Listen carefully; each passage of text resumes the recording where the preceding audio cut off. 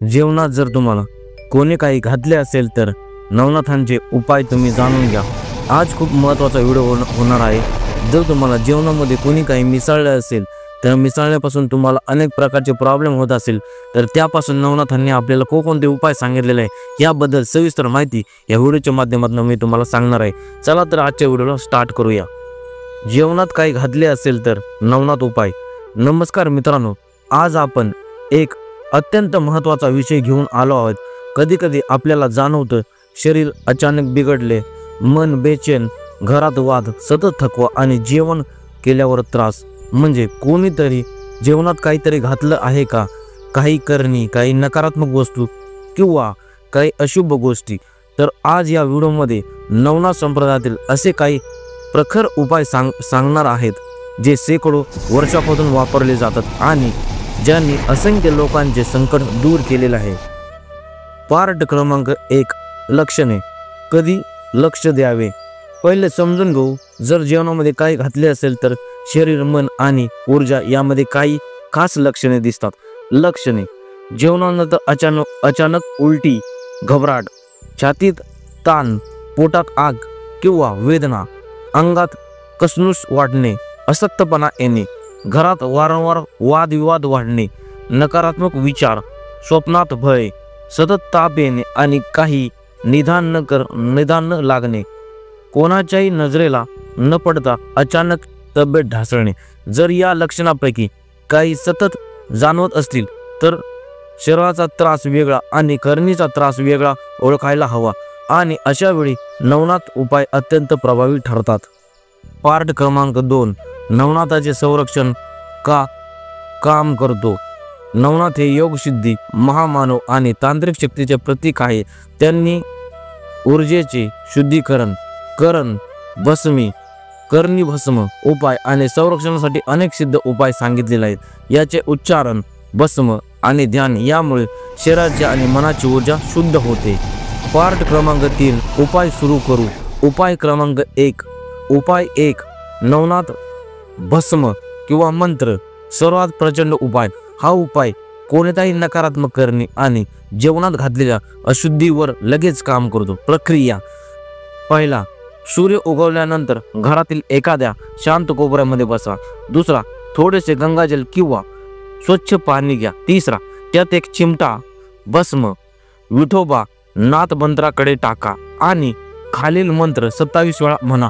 ओम नाथाय नमः, गुरुनाथ, अविघ्ननाथ, संरक्षणनाथ। ओम नाथाय नमः असा 27 वेळा मंत्र म्हणायचा आहे। पाचवा आहे, पाणी उजव्या हातात घेऊन 3 वेळा फिरवून घ्या। सहावा आहे, उरलेले पाणी घराच्या मुख्य दरवाजाला शिंपडा।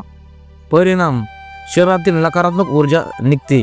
दुसरा आहे, जेवणातील अशुभ किंवा अशुद्ध परिणाम निष्प्रभ होतात। तिसरा आहे, मन स्थिर होते आणि त्रास कमी होतो। पार्ट 4, उपाय क्रमांक 2, नवनाथ लिंबू मीठ वर्तुळ। जेवणात काहीतरी दिलं गेलं असेल तर घरात ऊर्जा असंतुलित होते।